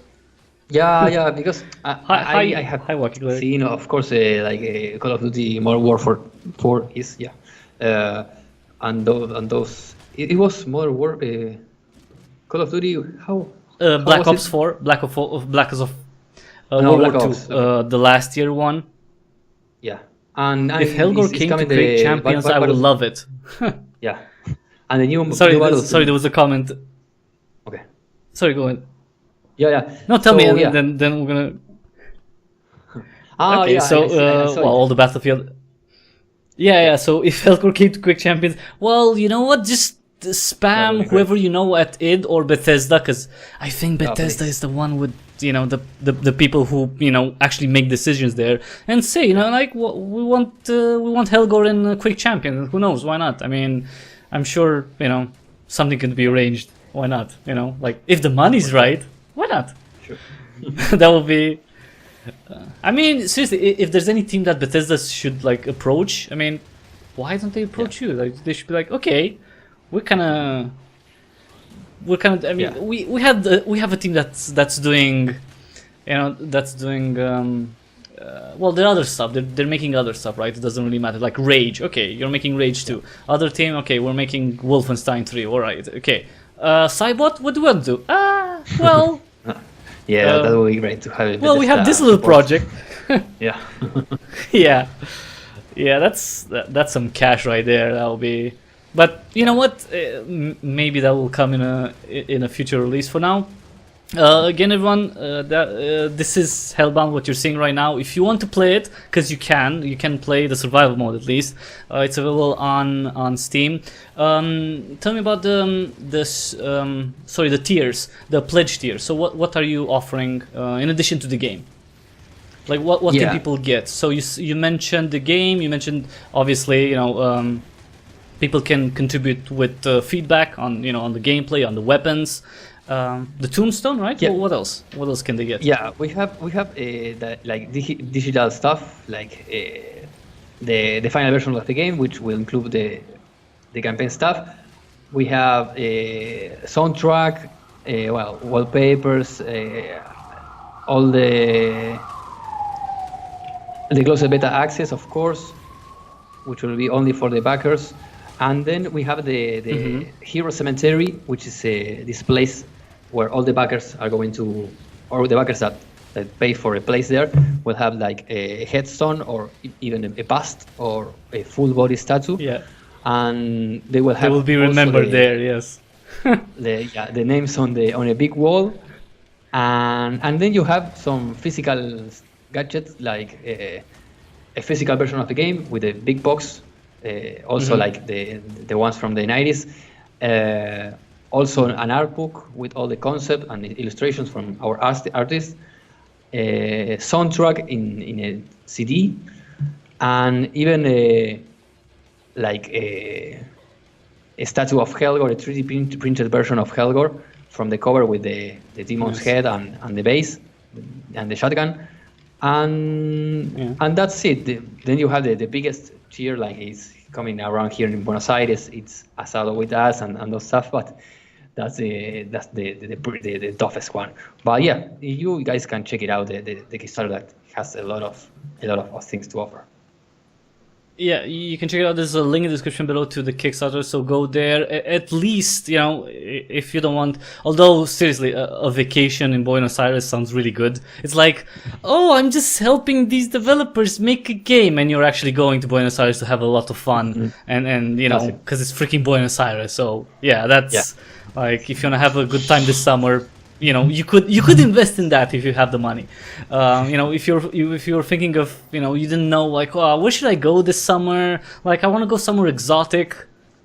Argentina. You know where to go. I mean, come on. And you also help Hellbound at the same time. So 1 second, because Julian was in the chat asking, will there be vehicles in the game? Oh, I don't know. Maybe we want that too, but yeah, like a mecha, but we'll see, because that's a lot of extra work. We like that. No vehicles like motorcycles or cars, but yes, like a mecha, like if you enter inside another like robot, that would be great.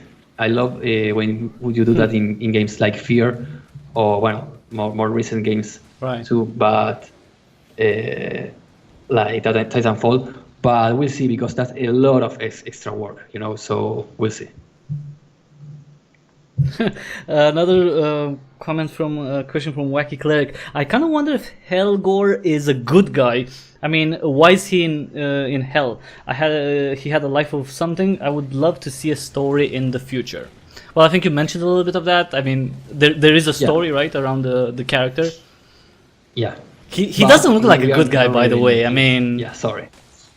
Yeah, but he really doesn't look like a good guy. I mean, this is just me, you know, you know, talking, you know, based on what I see. I mean, I would. Okay, if I had to guess, first of all, he seems like an anti-hero, which is not bad, I guess. Not good guy, but not bad either.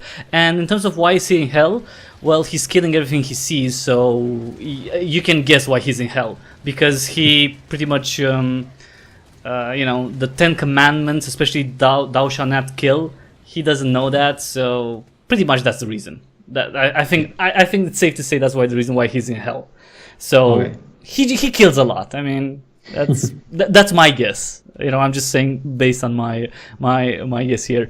Well, I don't know. What else should we talk about? I think we've covered most. If you do we miss anything? What? Tell me if there's anything you think we missed that you want to talk about. No. I think we have everything, and I think you guys, if you guys can want to check more information, I think the video we make is pretty clear. I really like it, and it's pretty informative. It's more than just funny. Right, the Kickstarter video. So the Kickstarter video. The one. Sorry. Yeah. So So yeah, I think. You guys can always ask me anything at the social media, so by email. I respond to all the emails, so I am more than happy to do that. So, but I think we talk about everything and even more. A good question on the chat. Will there be skill points? Will you have skill points? I guess leveling up and adding skill points. No, not really. I'm cool with that in other games, but this is not that game, like XP points or level ups. I don't think it's that kind of game. I mean, you level up as a gamer playing these kind of games. That's one of the things I really think about. Like when you play Doom or Quake back in the day, like you were actually level upping. I mean, like the character was always the same, but the one, or at least you have new weapons or temporary power-ups, but the one that is really leveling up is yourself. So I don't think we would add like XP and level ups for the main character. So no loot boxes, no XP, no battle royale mode. Yeah. Okay, that sounds pretty 90s. Sounds pretty nice, I gotta say. Will Helgor have his own BFG, like big fucking gun, like a personal super powerful weapon? Good question. Very good question. Yeah. We really want that. That's for sure. And yes, that would be a really nice thing. But I will keep you guys like in suspense. Like we want that. That's for sure. We'll see. And another question about the skill points or skill points per chapter. Like you could level up maybe the character, like after finishing a chapter. But I'm guessing no. I saw that in the Like- new Doom and really didn't like it. I mean, like every time Okay. you finish a level, like a map, like you level up or just add some XP points. I don't think we add some things like that. No, not for inside the game or after finishing levels. I don't think we that like those kind of things. Oh, sorry. So Julian is clarifying. He meant a power up per chapter. So I'm guessing like unlocking power ups, as you progress through the game. I think maybe that's what he meant. Like, is there going to be something like it that? could be or like items inside the maps or secret that things you can find if you are really into the game. That game gets you extra stuff. That could be, but I mean, Right. you're not leveling up by just finishing the levels. That's what I'm saying. Right. I don't know if that's the question.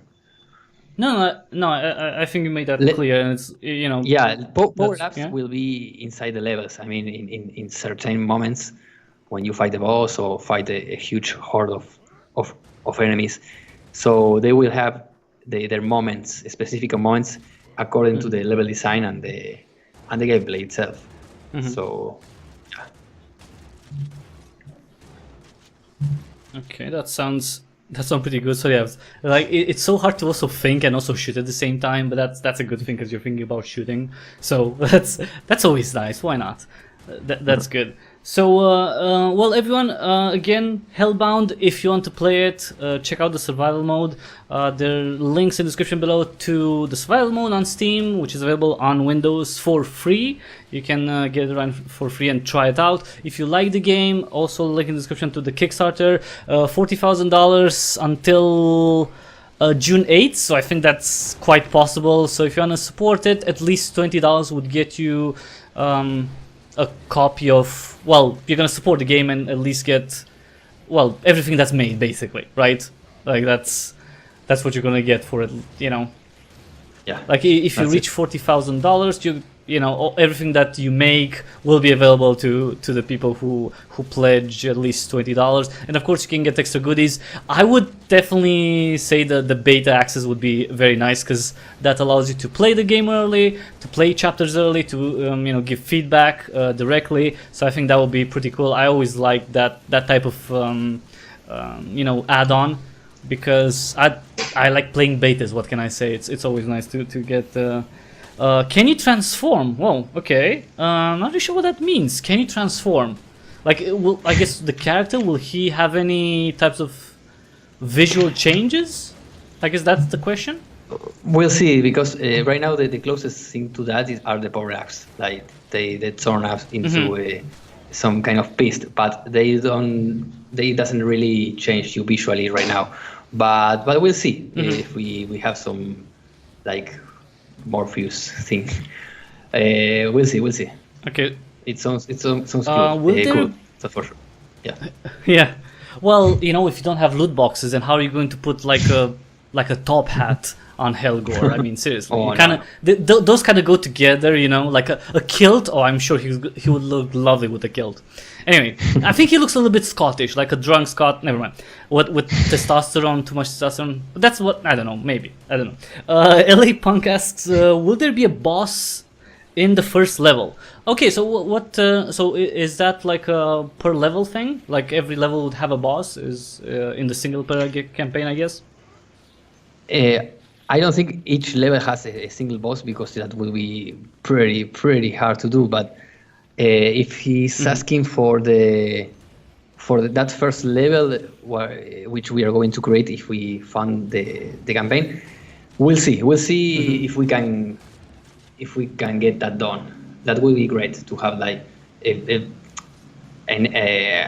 good finish with a stronger guy. But Right. I cannot guarantee you that right now. Sorry. Wacky Cleric, will Helgor have one-liners like Duke Nukem or Caleb from Blood? One-liners why like not? phrases, One-liners? like Any? yeah, like like lines, so like I'm here to chew bubblegum and kill yeah. enemies and I'm all out of gum, stuff like that. Yeah. Like we will know that. Yeah, we will know that. And on a personal question, will there be that? I don't know who it is. I hope you find them. Will there be that person who says quad damage? Records the line hell damage on you. That would be awesome because that sound is one of the best sounds in gaming. Quad damage. Hearing that. That's Sorry. my I just had to. My phone for the message. Really? Well, that's it's an amazing sound. It's I don't know, for anyone who hasn't played, try Quake Champions a little bit and hear that, and it's like it injects you with adrenaline. It's like you feel like a new person, like you're ready to take on anything that you can face. It's like it's an amazing like audio element. That will be. Will it be open world? I'm gonna guess no, but please I elaborate. don't think so.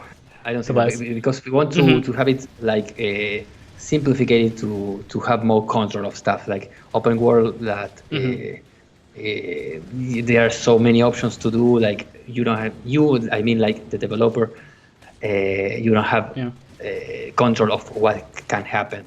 So I prefer like the old school style in that thing, like closer maps, or that doesn't mean indoors, but could be open doors but closer maps. Like you have control of everything that is going on. So everything would be designed, like all the levels will be designed. There wouldn't be any procedural generation in the levels. Maybe in the future in like another mode, but no, the campaign will be like made from scratch.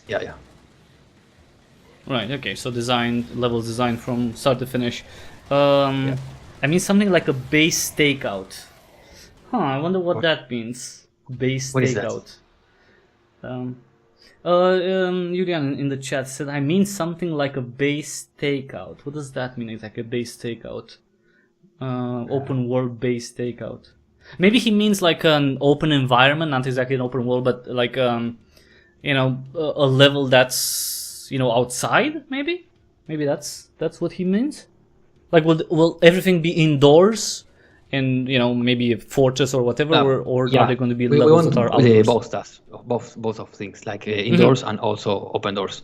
More like the survival mode, which has like you see all the environment. Yeah, both things, for sure. Okay, so so it's gonna vary. I mean, you need like a freaking hell version of the amphitheater of Titus. Just to beat a boss in there. I mean, come on. You need like demons in the chairs, like yay, cheering for the boss, and you like kill them. I'm just thinking. I mean, he means like base capture and defend. Well, that's for multiplayer. That would be a multiplayer thing. If we he can clarified. Do that, he meant that's that's great to have like destroy enemy base and defend your but that's so that would be in multiplayer mode from current state. And I'm guessing if there's anything multiplayer, first is going to be deathmatch. Then it's going to be team deathmatch, and after that, and after that it's going to be capture the flag, and then Rocket Arena. Do you remember that? Like, how the hell was Rocket Arena? Because I don't remember it. Wasn't there like a mode called Rocket Arena? I don't remember. Anyway, which level? I kind of vaguely. What is it that? Like a multiplayer mode.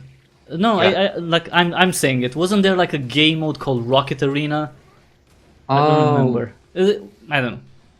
No? Team Arena. I distinctly remember. Could be, I don't remember. Team Arena? I don't know. Maybe I'm mixing stuff up, but you know, I haven't played like classic shooters since like 2001. So, or Angels Come in Hell. Oh, like a survival. Well, this would be a survival mode, right? This is the survival mode, right? Like, you know, you getting assaulted by enemies and you have to kill them. So yeah, Julian, if you want to play something where you go against hordes and like waves and waves of enemies, you can play that right now because that's the survival mode that's on Steam right now. Angels, will Angel Warriors be involved? Oh, okay, that's an interesting question. Would you have? Will you kill any angels? We'll see, because that compromised the story we don't want to reveal. So we'll see those kind of things. Yeah. A level editor, cleric, wacky cleric asks. That's actually a very good question because, are you thinking of that of providing a level editor? Yeah, we would love it, but it's also a lot of extra work. Like it's like making another game. Right. Yeah. True. No, because I like how, you know, you're open to a lot of things, and I'm sure you would love to do most of these things. But it's like so. You have to be realistic. Yeah, obviously. Do one thing at the time. Yeah. But yeah, we will. Yeah. So for anyone, you know,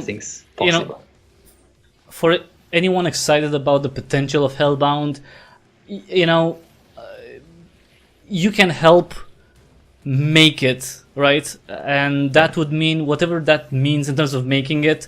At least $20 you can, you know, pledge there. 30 I think gets you beta access. So all of that, right? It can be a small thing, but it's like half of the price, not even half of the price of a AAA title, right?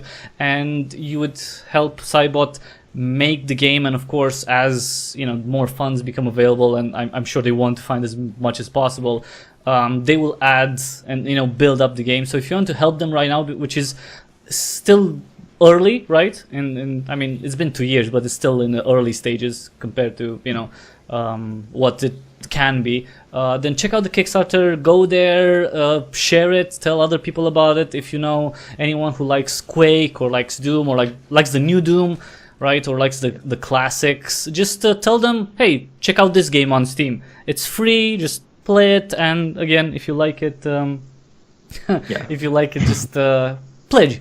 It you know, it's a small thing, but it helps a lot. And the team at Saibot is not a new team that has never delivered, right? So keep that in mind, right? Because some people may be apprehensive about that, right? Because there are some Kickstarters who failed in terms of like money was exchanged and nothing came of it, and I totally understand that. I'm still waiting on the couple of games right now, and at least one specifically that was promised like last year and hasn't arrived yet, and I still hope it's gonna arrive. But don't let that put you off, you know, helping projects that you think that have potential. And especially Saibot, who's, you know, they've made games previously.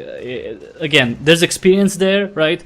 So it's not like you're giving your money to someone who's never made a game, who's never made a budget, who's never, you know, shipped a commercial title. So I think all of that helps, to build confidence in the team. So if you can, again, at least $20. Let me see. Sorry, I was just gonna check the chat a little bit. Sorry, I have to pause. I can't just like do because, you know, the final of the game, you are the king of hell and you want to invade a heaven. Oh, okay. Well, that's for the story, right? I like how, but Helgor is a good guy, right? He's the anti-hero. Well, I guess, I mean, can we say that? Can we, kind of conclude that at this point in time, with what we know, Helgor is an anti-hero? He's still our hero, so he's a badass hero. Yeah. But yes, more info is coming with the story. Okay, so but he's badass, that's everyone, for sure. That was. Yeah, exactly. Yeah, he's definitely badass. I mean, you know what? If you want to see how badass he is, you just go play it. Yeah. You know, the mode is available, the survival mode is available. Download it. I can't believe I said it like a billion times, but it's true, you know. And speaking of that, do you think that was how much do you think that helps? Having a playable build to show, to people, to show, see, this is something that we have, and you can try it. How important do you think that is for a Kickstarter, for example? Yeah, I think it's important because, as you mentioned, like there have been a lot of fails in Kickstarter from developers. So I think it's really nice to show that there is a playable game. There's people working on that, and so to create some confidence. So I think it's important. Right. Like, this is the game we have right now. If you put money and we get that money, we'll create something even bigger and better. So it's something. I mean, I have seen a lot of projects without nothing, and they deliver nothing because they don't used to do something. So here we have something to show you. You can play it and it's free. So yeah, I think it counts. Yeah. Yeah, I would agree. If for anyone, I think it would be, again, especially since things have happened with other Kickstarters. Yeah. Have a demo out, let people play it, show, and it just doesn't work anymore, right?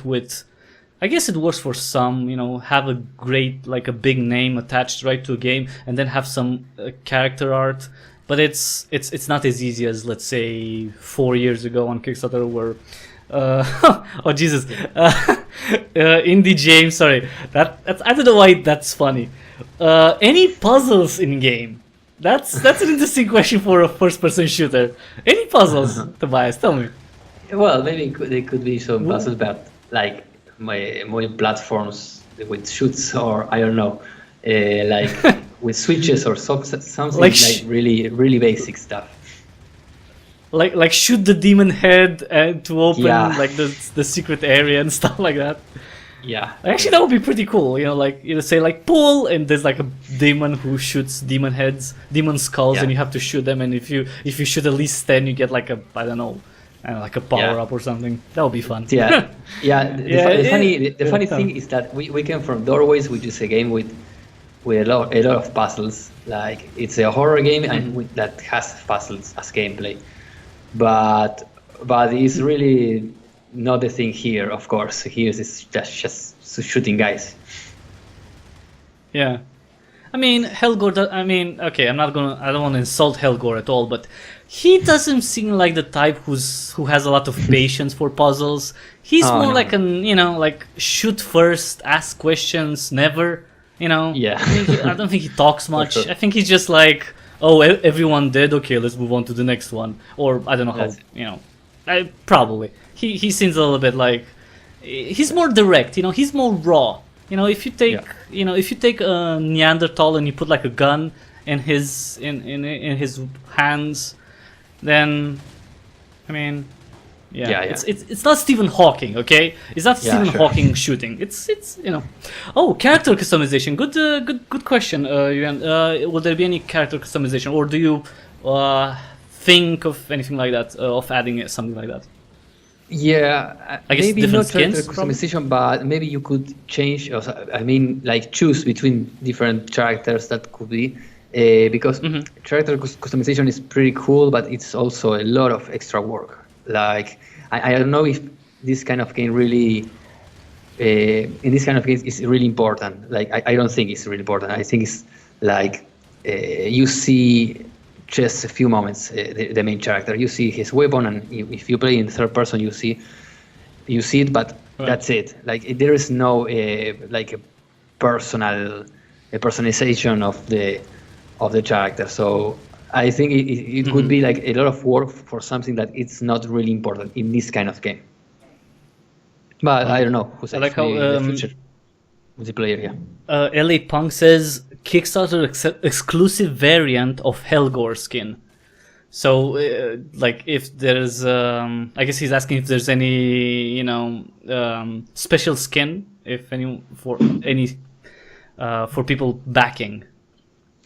I don't know because with the level of detail we are putting on each character is like too much effort for for like a new character only for backers. What we are offering you guys at Kickstarter is that you can have your own full body statue for yourself, which is super cool. But a character where animation, rigging, and everything is like too much, man. Weapon skins. I mean, would that be easier? Would that be something? Because Julian asked in the chat, and like, would that be easier to maybe implement? I don't then it's like that's not nice at all, man. The weapons are like just how they came. Yeah, that's another like new shooter thing, isn't it? Right, like skins. Whereas where you were playing Doom or Quake 2, they're like, oh, I would like this railgun to have a different skin. Like, no one really thought that, right? It's like, I guess because it wasn't offered, right? But it's interesting because that's a new thing, like weapon customization. Like, if it looks cool, then But I guess I mean, to be fair, I would like more purple in the game. Like, I would like more purple in the game because I like purple. So, but it's not like, oh, how much is going to, like, I understand what you're saying in terms of the work required to add something like that. It's not financially viable. That's the thing. It's like, you'd rather something. I prefer to put the effort in other stuff, like creating new creatures, new enemies, new items, more than just a visual aesthetic thing. But yes, it's cheaper to do like a weapon customization than a character customization, which has a lot of other things involved. So wait 1 second. Wacky Cleric again. Will Hellbound be free and story mode will be free, or that is something only people who put money will have? Well, so just, as I mentioned before, quick rundown. Survival mode is for free right now, and we want it to keep free, but it depends on how this Kickstarter goes. If the Kickstarter fails, we maybe put it on a payable game, because we need to recover the investment. And the campaign, if we can make the single player campaign, it will be payable. It's not going to be free. The only thing free will be the survival mode, and again, we want to make it to keep it for free. Hopefully, we can. Right. So Wacky right now, you can download the survival mode. You can play it. No one's making any. There's no limitations at this point. But if you want to see more and have more of Hellbound, you need to pay because people are working on it. That's. And there are no loot boxes, so you pay once and you get what you're promised. It's not like, oh, here's a weapon skin that does absolutely nothing, but you have to open 100 loot boxes, which would cost you at least $225. No, you pay $20, $30, $40, $100, depending on if you want more stuff like the art book or the soundtrack or anything, and you get the game, and that's that's more in your hand than a loot box game would promise you. And usually loot box games are also $60, which is kind of funny, isn't it? The most expensive games have loot boxes. But multiplayer, okay, so we talked about this, but I guess Julian came later. If you can, I hope you don't mind. Multiplayer mod or co-op? We talked about it, but if you can go briefly through it, please. We would love that, but if we can make the multiplayer option, it will be that much at the beginning, and then see if we can also make a co-op or mod. But also all the multiplayer stuff are like far away from us right now. But we will love that.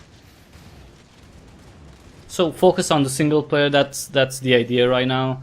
And obviously on this survival mode, which if everything goes well, you're gonna add things to it, right? And you're gonna continue development with, for this specific mode, right?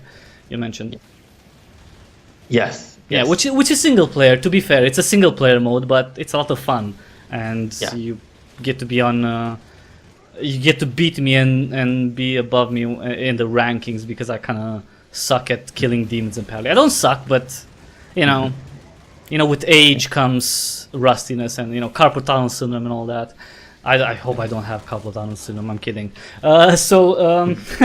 Everyone, again, that was Hellbound. You can check it out on Kickstarter, on Steam, the survival mode, and well, anything else, Tobias? I know we've been. You said 1 hour, and I hope you don't mind if you stayed a bit long. It's okay. It's okay. I hope this is not going to be like, yeah, this guy talks too much. I'm not going to be on any interview with him ever. No problem. Sorry, one more question. Will there be DLC? I'm guessing no plans right now. We'll see. I don't think so. Maybe if the campaign goes well, we can add another chapter or something like that. We'll see. Okay, so everyone, I'm gonna wrap it up here because it's been 2 hours. You know, Tobias has been, great staying here and answering your questions and mine. And if you want to see more Hellbound, again, check out the Kickstarter. Just link in the description below. At least $20 will help the game out a lot and get you content. And just spread the word as always. And yeah, everyone, just Hellbound, play it. Come on.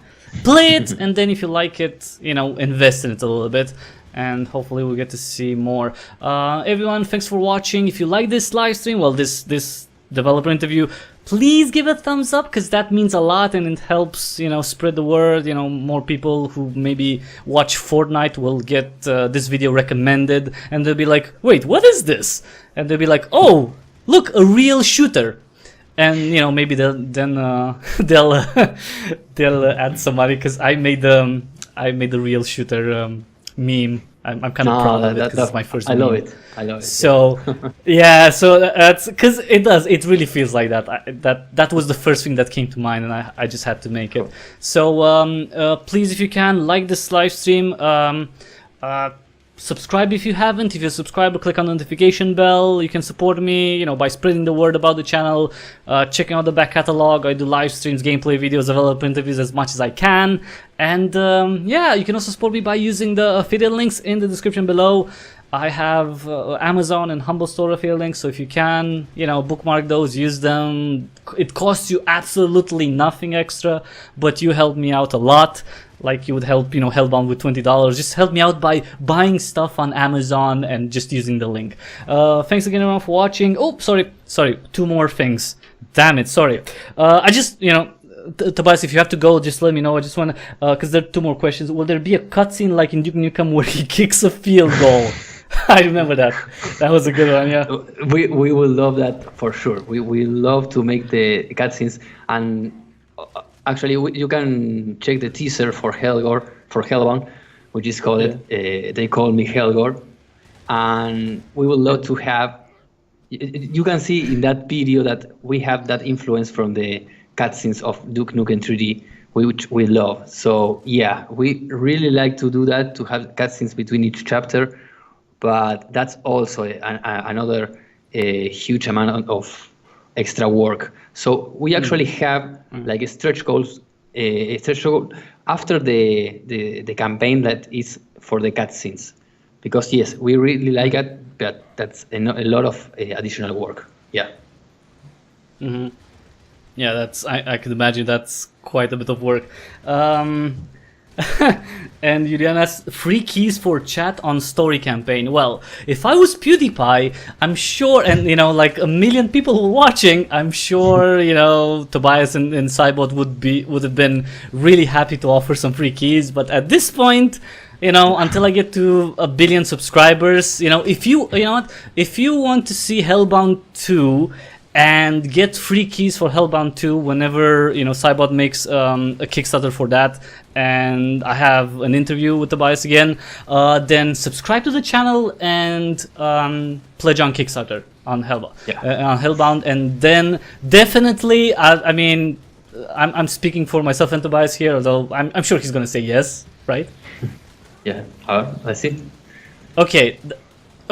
So he said kinda. That was kind of a yes. Okay. No, sure, I can't. We don't have the problems in giving away some keys. But right now we actually don't have it. I mean, we first need to finish the Kickstarter and then see if we can take some keys from Steam. Yeah. Well, you know what? I'm not. I just wanted to talk to you and find out more about the game, spread the word.